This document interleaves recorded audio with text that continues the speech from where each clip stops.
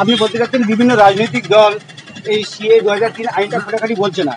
আমরা জানি বিভিন্ন রাজনৈতিক দল আমরা আলাদা আলাদা ভাবছি, কিন্তু আপনার মতামত যে এরা বিজেপির প্রোপাগান্ডায় কাজ করছে ভেতর থেকে। দেখুন, সিএ 2003 যে আইনে বলা হচ্ছে 1948 সালের 19 জুলাইয়ের আগের কাগজ না থাকলে বেআইন, সেই আইনটা কারা করেছে? সেই আইনটা করেছে বিজেপি। বিজেপিকে সমর্থন কারা দিয়েছে? টিএমসি দিয়েছে, কংগ্রেস দিয়েছে, সিপিএম দিয়েছে, এই তো। তাহলে পশ্চিমবঙ্গের বড় সব রাজনৈতিক এবং প্রণব মুখার্জি ছিল তার চেয়ারম্যান, সুতরাং এটা তো সংবিধানে ঢুকে গেছে এখন, বলে তারা সরাসরি বিরোধিতা করতে পারবে না। আমরা তাদেরকে বলছি তোমাদের বিরোধিতা করতে হবে না, তোমাদের গণসংগঠনগুলো বিরোধিতা করুক, আমরা সেইটা প্রচার করছি। কিন্তু আমি 2-3 দিন আগে সেলিমের কাছে গিয়ে বোঝালাম, সেলিম বলছে আমরা তো আগে বুঝিনি, এটাই করা উচিত। আইন সম্পর্কে এত ভুল ব্যাখ্যা। সুব্রত বক্সি কি বললো, 2-4 দিনের মধ্যে আমার সঙ্গে বসবে। অভিষেক বললো বসে কি করবে?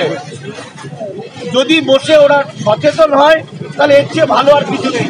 বিজেপি যে ভয়ঙ্কর থাবা দিয়ে বাংলার দিকে এসছে, ভারতের দিকে এসছে, তার জন্য লাঠি টাঙি বন্দুক দরকার নেই, তার জন্য দরকার হচ্ছে আইন, সংবিধানের আইন। আইনটা যদি ব্যাখ্যাটা সঠিকভাবে দেওয়া যায়, আমি গুনে গুনে 7টা দিনের মধ্যে বিজেপি শেষ হয়ে যাবে বাংলা থেকে। ওই 48-এর আগের কাগজ নেই বলে 6 কোটি বঙ্গবাসী শেষ হবে। সুতরাং তারা মেরে তাড়িয়ে দেবে তাদের। সুতরাং আমাদের একটাই আওয়াজ, এই ভয়ঙ্কর আইনগুলো সঠিকভাবে বলে দাও, মানুষ জানুক। মানুষ বোকা। এমন দেশে আমরা বাস করছি যেখানে চোর চিটিংবাজরা কেন্দ্রে রাজ্যে যাচ্ছে, তারা আইন তৈরি করছে, মানুষ জানেই না, মানুষ কিছুই জানে না। তারপরে যখন আমাকে ধরে টানছে তখন মানুষ বলছে হ্যাঁ এটা তো একটা আইন। এই আইন বোঝানোর জন্য সরকারের এই যে এমএলএ এমপি নেতাদের তাদের যে ডিউটি, সেই ডিউটিটা তারা করে না। সেই টাইমে তারা টাকা গোনার জন্য ব্যস্ত থাকে, মানুষের ক্ষতি করা, টাকা গোনা। ফলে মানুষ বললো এই যে শুভেন্দু অধিকারীর মতো লুচ্চা, মানে কলঙ্কের, সমাজের কলঙ্ক, এরা সব ব্রাহ্মণ্যবাদী। এটা হিন্দু রাষ্ট্র হচ্ছে, এই রাজীব বন্দ্যোপাধ্যায় আপনাদের এখানকার হিন্দু রাষ্ট্রের দিকে চলে যাচ্ছে। মানে হিন্দু রাষ্ট্রের এজেন্ডা, যেটাকে দাস বানানো হবে, তার দিকে সবাই ছুটে যাচ্ছে। আর কোনো আত্মীয় স্বজন বন্ধু বান্ধব বুঝবে না, কারণ হিন্দু ব্যাপারটা এরকম। এই যে তথাকথিত হিন্দুত্ববাদ, তার রক্ত এমন, তাকে ওই দিকে নিয়ে যাচ্ছে যে যারা মানুষকে খেয়ে নিতে চায়। মানে আমাদের হার্ট, লাংস, রক্তও বেঁচে দেবে এরা, এমন হচ্ছে হিন্দুত্ববাদীরা। যেভাবে সরকার একের পর এক জনবিরোধী আইন বানাচ্ছে, জনগণকে খাপিয়ে তুলছে, আসলে কি জনগণের ভোট দরকার নেই? ইভিএম এর সাহায্যে কি সরকার দিচ্ছে? আপনার মতামত? দেখুন, ইভিএম একটা অন্যতম ফ্যাক্টর। ইভিএম ছাড়া এই বিজেপি ভোটে জিতবে না, প্রথম কথা। দ্বিতীয় কথা হচ্ছে জনগণের ভোট দরকার। বিজেপি মনে করছে যে এমন এমন টোক্কা দিয়ে দিয়েছে, যেমন বলে দিয়েছে সিএ 19 আনছি, হিন্দুরা নাগরিকত্ব পেয়ে যাবে, মুসলমানরা নাগরিকত্ব পাবে না। মুসলমানরা ভয়ে আজকে আছে যে মিম আসুক একটা দল করবে, আর হিন্দুরা ভাবছে সালা মুসলমানরা দল করবে, আমরা তো হিন্দুরা আছি, আমাদের সংখ্যা বেঁধে মেরে ফাটিয়ে দেবো।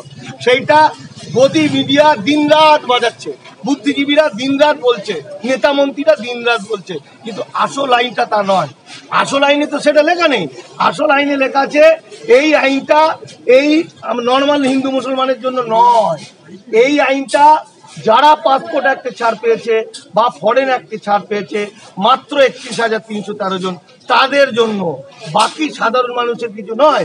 সাধারণ মানুষের জন্য 2003-এর আইন, সেখানে মুসলমানেরও ভয়, হিন্দুরও ভয়, সবারই ভয়।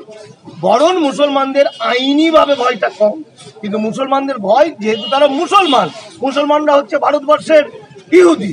কারণ গোলওয়ালকার RSS-এর বইয়েই লিখছে যে ইহুদিদের যেভাবে নিধন করা হয়েছিল ঠিক সেইভাবে মুসলমানদের নিধন করতে হবে, অর্থাৎ তাদেরকে ফিনিশ করে দিতে হবে, গ্যাস চেম্বারে হোক, অন্য কোথাও হোক। ফলে তো টোটাল দায়ী হচ্ছে আমাদের তথাকথিত গণ আন্দোলন, যারা আইন ব্যাখ্যা সঠিক করে না, রাজনৈতিক দলগুলো যারা নিজেদের স্বার্থে জনগণকে বলে না, এবং তারা প্রকারান্তরে বিজেপিকে ডেকে নিয়ে আসছে, কারণ তারা একটা কুৎসিত বিভৎস হিন্দু রাষ্ট্র দেখতে চায়, যে রাষ্ট্রে আমরা মানুষ হিসেবে বেঁচে থাকবো না, দাস হিসেবে থাকবে। সেই রাষ্ট্রে আমার মুসলমান ভাইদেরকে ইহুদিদের মতো গ্যাস চেম্বারে ভরে মারা হবে, এটা তাদের এজেন্ডা।